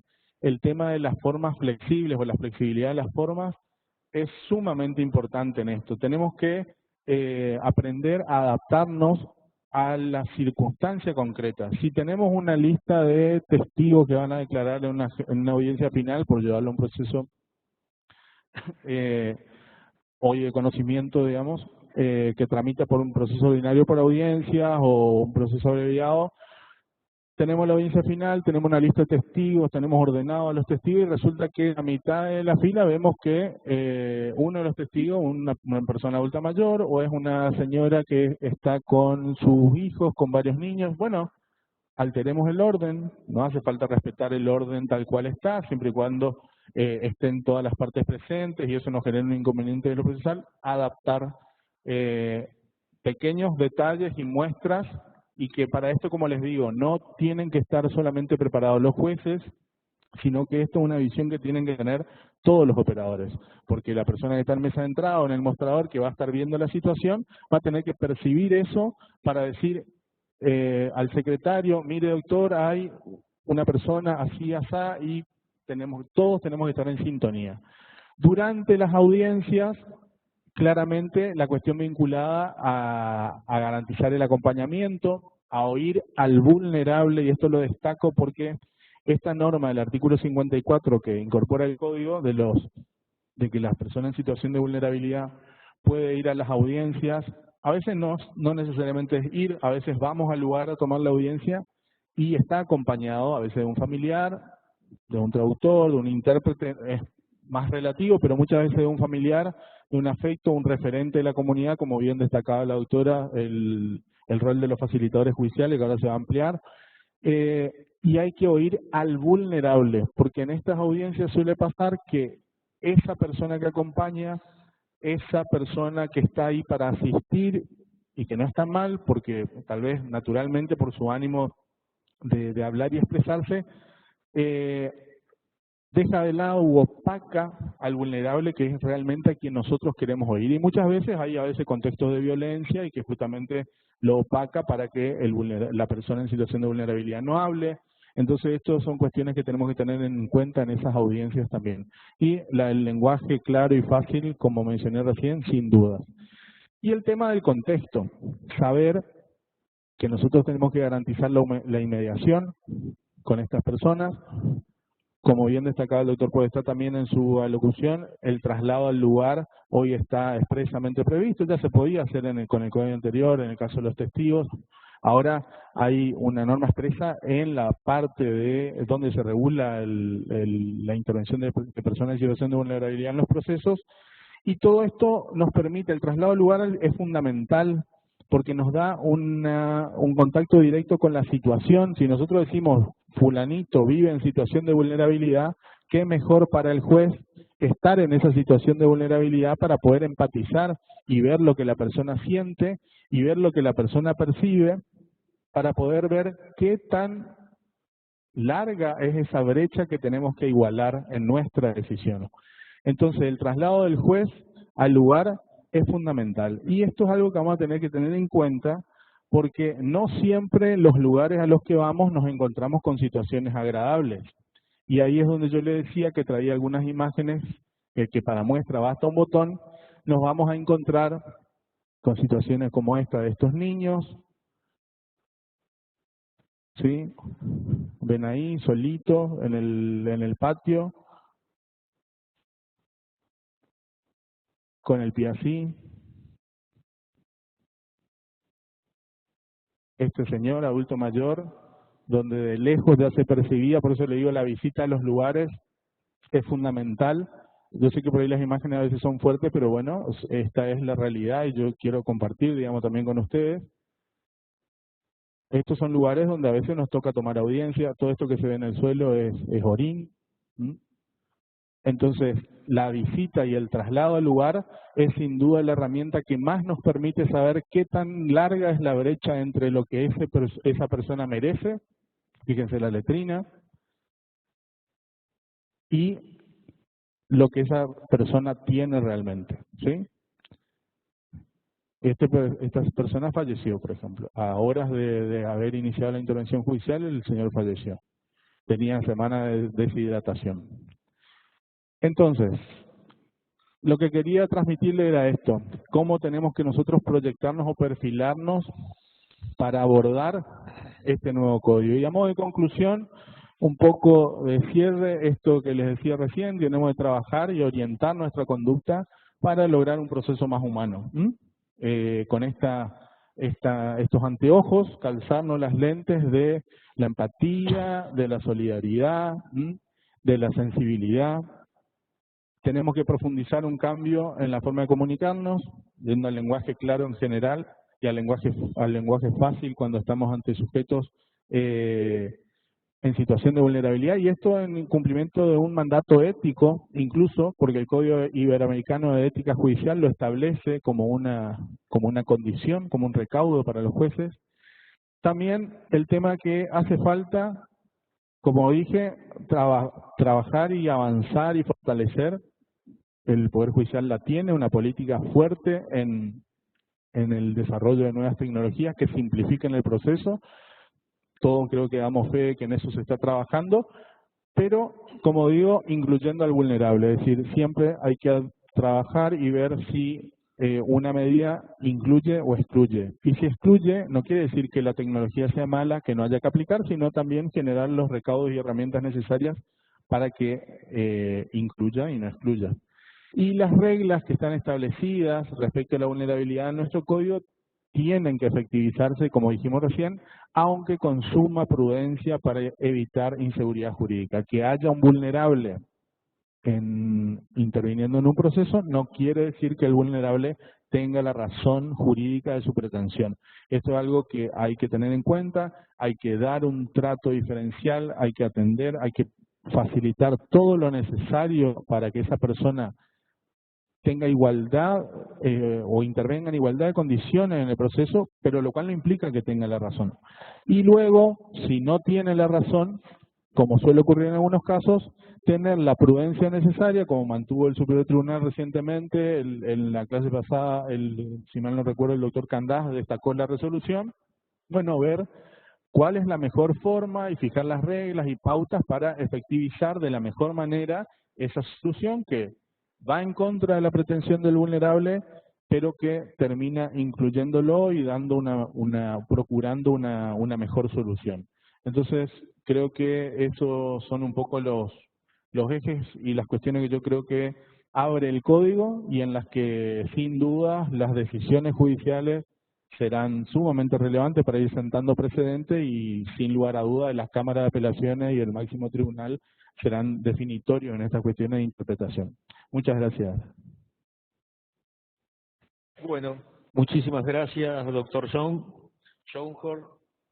Ahora vamos a escuchar a la doctora María Luisa Aróstegui, de la Comisión de Acceso a Justicia y Programa de Facilitadores Judiciales del Superior Tribunal de Justicia. Doctora María Luisa Aróstegui, la escuchamos. Muchas gracias, doctor Seman. En principio quiero agradecer la invitación a formar parte de este ciclo de conferencias a los coordinadores, al doctor Rey Vázquez, al doctor Seman y especialmente al doctor Nis por la invitación.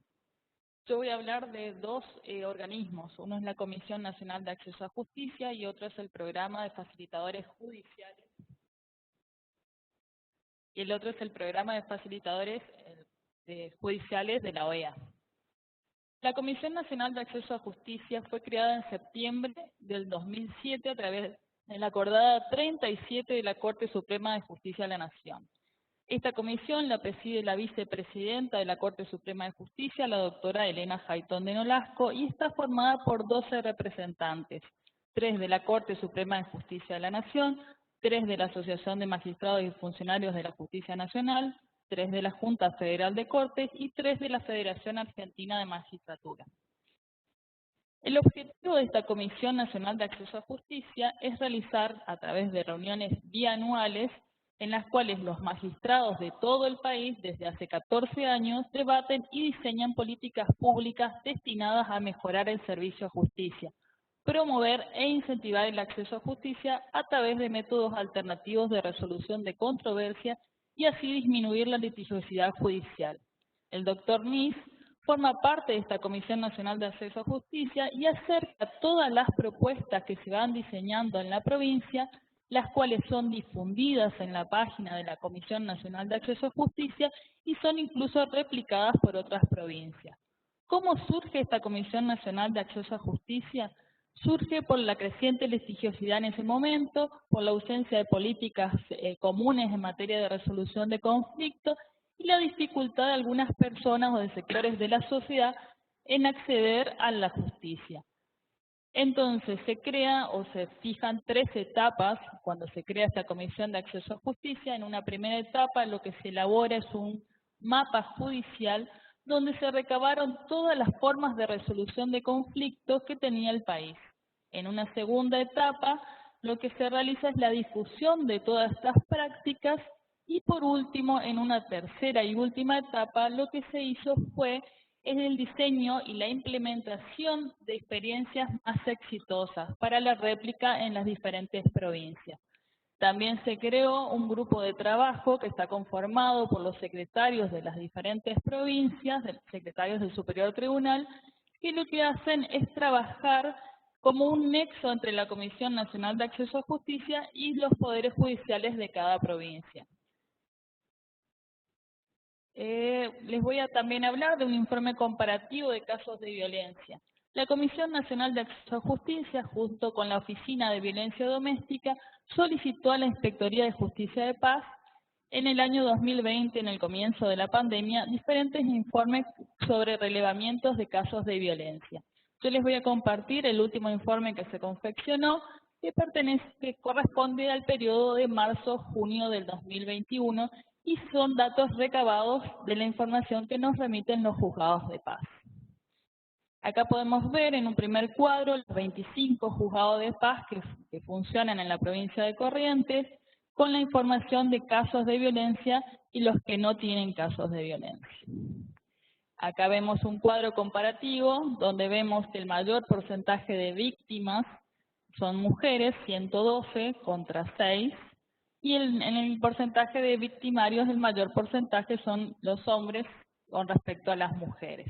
Vemos también un rango de edades entre la víctima y el victimario, el nivel educativo que tienen cada uno, el vínculo que tienen entre la víctima y el victimario, que puede ser el cónyuge, el concubino, la pareja, expareja, un padrastro, un sobrino, y los números que vamos recabando e informando a la Comisión Nacional de Acceso a Justicia.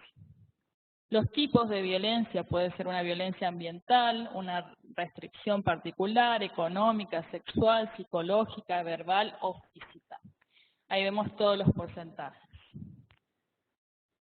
Les voy a hablar también del Programa Interamericano de Facilitadores Judiciales. Este programa nace en Nicaragua en el marco del Acuerdo de Paz a finales del año 90. La finalidad de este Programa Interamericano de Facilitadores Judiciales era procurar el acceso a la justicia y promover una cultura de paz dentro de las comunidades y grupos más vulnerables. Este programa funciona hace 20 años.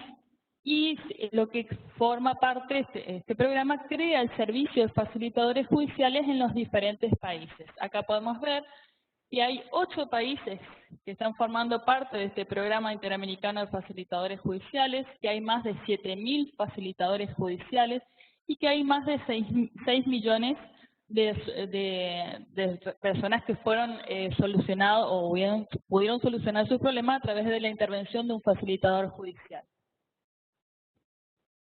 El programa de facilitadores judiciales en Corrientes, ¿cómo surge? Surge la firma del convenio marco en el año 2011, en el 2016 se implementa el servicio de facilitadores judiciales o se reglamenta a través de la acordada número 4 del 2016 y les voy a compartir un video que explica la historia o resume la historia de este servicio de facilitadores judiciales en la provincia de Corrientes.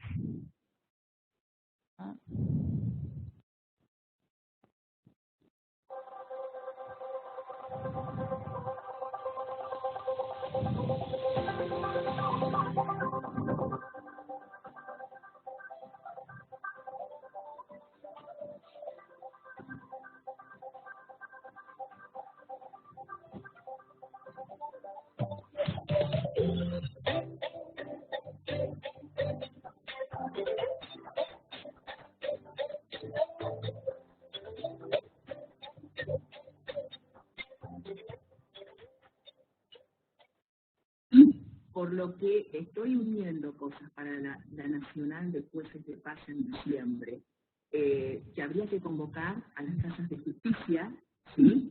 Y también a los facilitadores de la OEA, que están en Corrientes, gracias al doctor Nis. OEA capacitó gente y esos facilitadores son los que acercan en Corrientes la problemática de la gente, y ellos ingresan a lugares recónditos a caballo, en canoa, ¿sí? Entonces, bueno, creo que para la Nacional de Jueces de Paz tenemos que convocar a toda esa gente que trabaja y que acerca esos problemas a los jueces de paz.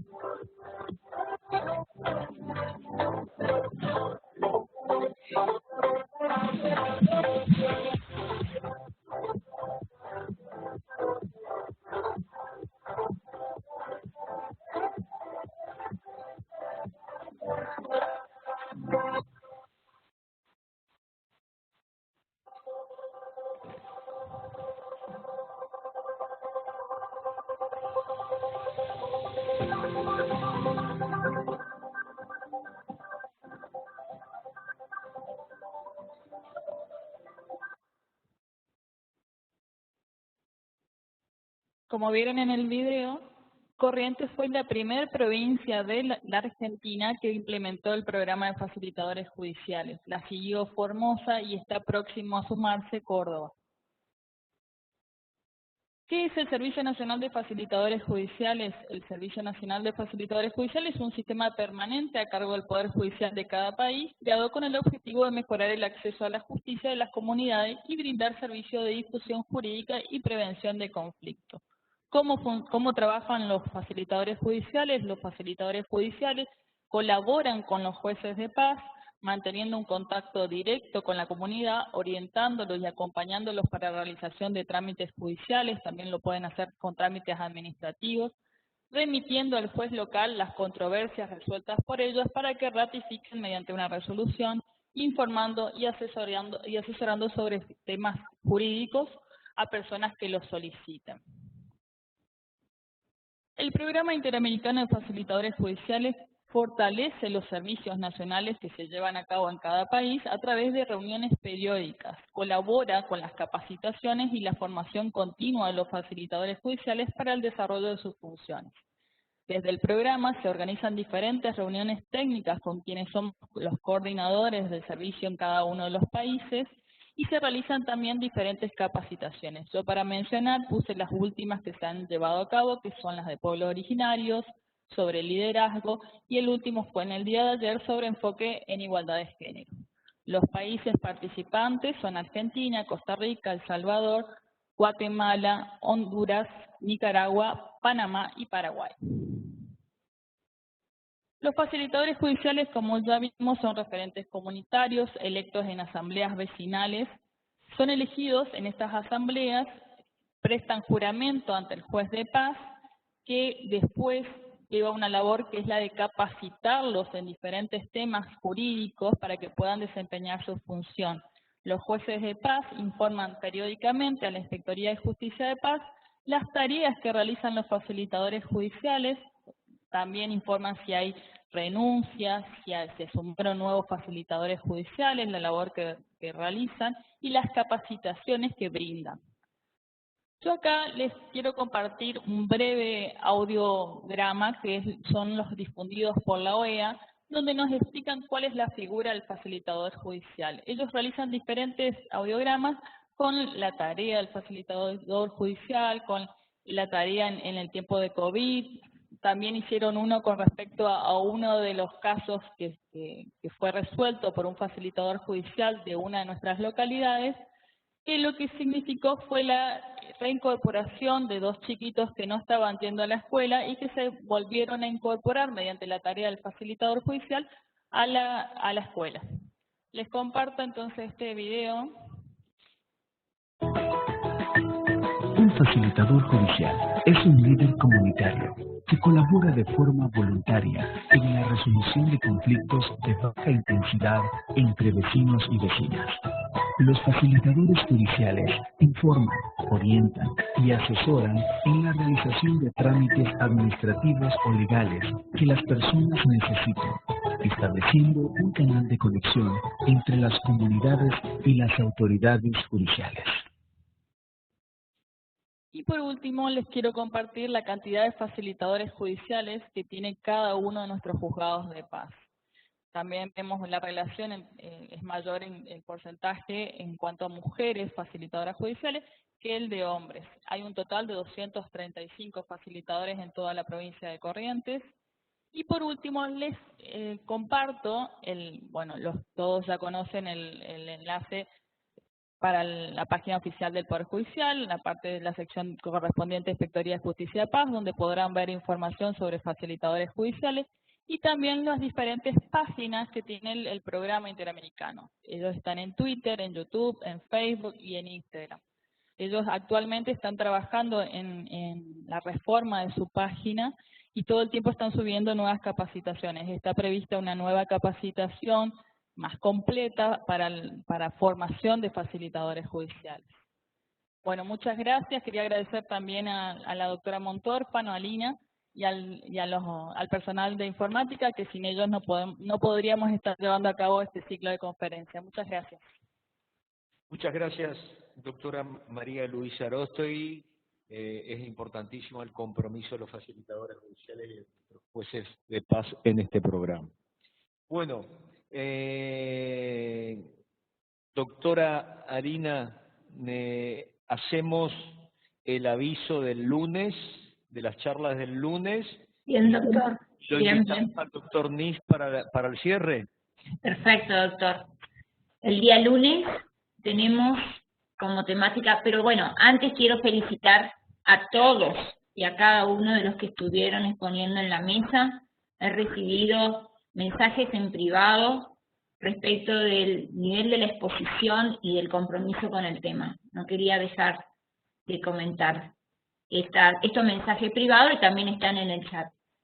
El día lunes vamos a tener medidas cautelares como tema de este ciclo de exposiciones. Van a estar la doctora Marisol Ramírez, juez de la Cámara Civil Comercial Laboral de la quinta circunscripción, y van a estar 5 jueces de paz que también van a abordar algunas temáticas. Han elegido distintos temas de las medidas cautelares. La doctora Marisol Ramírez va a hablar de la pretensión antecautelar, pero el doctor Daniel Curatola va a hablar de las principales diferencias entre el código anterior y este nuevo código en las medidas cautelares. El doctor Ascona va a hablar del objeto de la medida cautelar en relación con el fondo de la cuestión. El doctor Sergio Lesnick va a hablar de las medidas cautelares anticipatorias. La doctora Analía Márquez va a hablar de la medida cautelar en el proceso monitorio. Y el doctor Aníbal Modenute va a hablar de las medidas cautelares en los procesos con personas vulnerables. Así que está ya bien indicado la temática del próximo lunes. Sí, doctor, ahora me parece que puede hacer el cierre el doctor Nis. Doctor Nis, lo invitamos para hacer el cierre. Gracias, ¿me están escuchando? Sí, perfecto. Bueno, buenas tardes, nos los saludé al principio, buenas tardes a todas y a todos. En primer lugar, quisiera, adhiero al agradecimiento del doctor Seman a todos los expositores del día de la fecha. Realmente fueron contundentes, trascendentes y sobre todo demostraron una vocación de servicio de justicia y una convicción profunda de llevar adelante la implementación de este nuevo Código Procesal Civil y Comercial. En particular, quisiera comenzar en el orden de los que han expuesto a la doctora Marta Elia Altavi en su visión que tuvo con respecto a la aplicación del Código Procesal, sobre todo teniendo en cuenta la visión que ella tiene como vicepresidente de ANJA, y por supuesto el vasto conocimiento y experiencia en la materia de Derecho Constitucional, del cual ella es presidente de la asociación. Así que, especialmente, gracias, doctora. Con respecto a los jueces de paz, doctor Ruiz Povestad, doctor Sergio Schweikort y la doctora María Luisa Arostegui, realmente mostraron, acreditaron toda la vasta experiencia que tienen en la cercanía de la justicia con respecto a los más vulnerables. El tema fue los vulnerables, pero ellos mostraron la experiencia, sobre todo en lo que dijo tanto el doctor Povestad como el doctor Schweikort. Ellos lo vivencian, es la vivencia, no es la teorización de la vulnerabilidad jurídica, sino ellos mostraron lo que vivencian desde hace muchos años en esta consagrada, yo diría, un apostolado del servicio de justicia que hacen nuestros jueces de paz de Corrientes, del cual estamos todos orgullosos justamente de su avance y de la profundidad con que ellos realizan esa experiencia. Y encima lo hacen una experiencia desde hace tiempo, por más que ahora está en boga hace unos años, pero ellos desde el principio lo hacen esa vivencia con el lenguaje claro. Es decir, no hubo necesidad, digamos así, de rescatar lo que la norma así lo impone a partir de esta reforma aprobada por nuestro Parlamento, sino ellos lo están vivenciando, ese lenguaje claro, esa inmediatez y también ese itinerar, eso de ir directamente al lugar, conocer todo lo que mostró el doctor Schweikort y todo lo que explicó profundamente el doctor Povestad. Esta es una riquísima experiencia para todos los jueces que a partir del primero lo van a tener que hacer lo que vienen haciendo los nuestros, ¿cierto? Nuestros jueces de paz.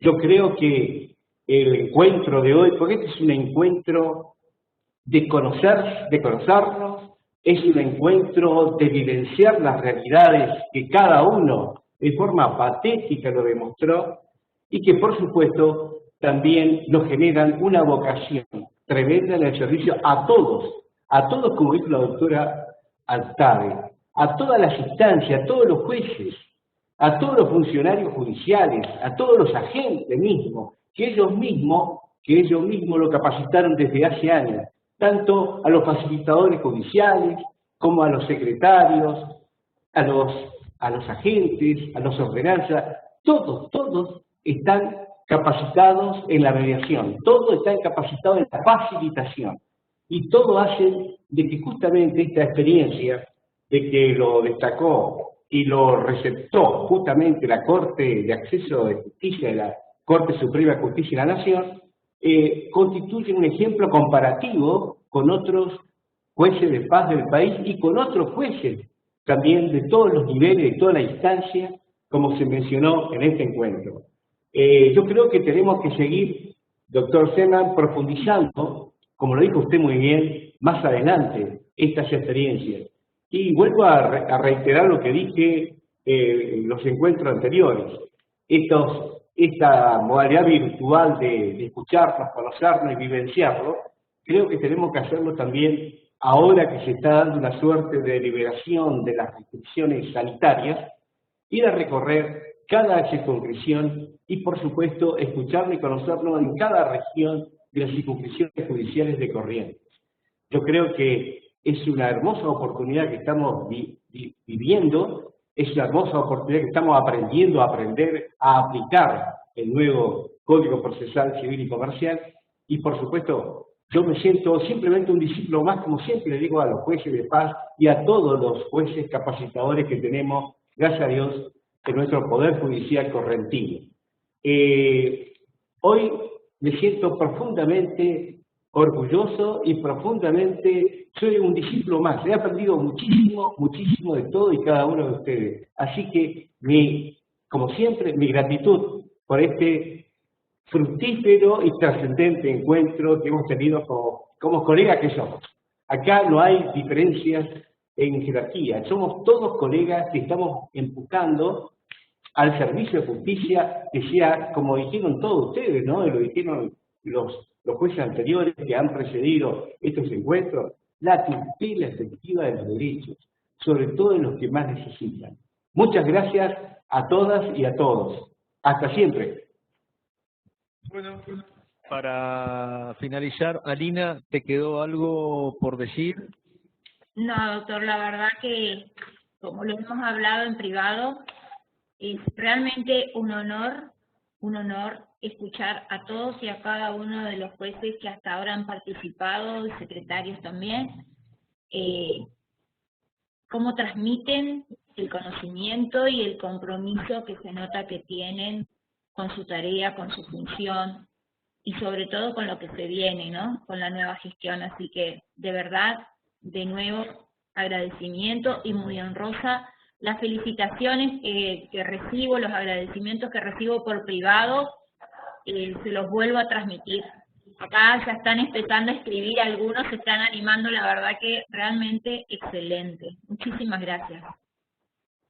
Bueno, Alina, gracias a los presentes, a los secretarios y jueces que nos acompañan, y hasta el lunes 18:30 nos volvemos. Hasta el lunes.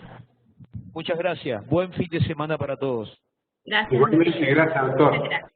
Gracias. A todos. A todos. Ahora le voy a dar a nuestros queridos expositores.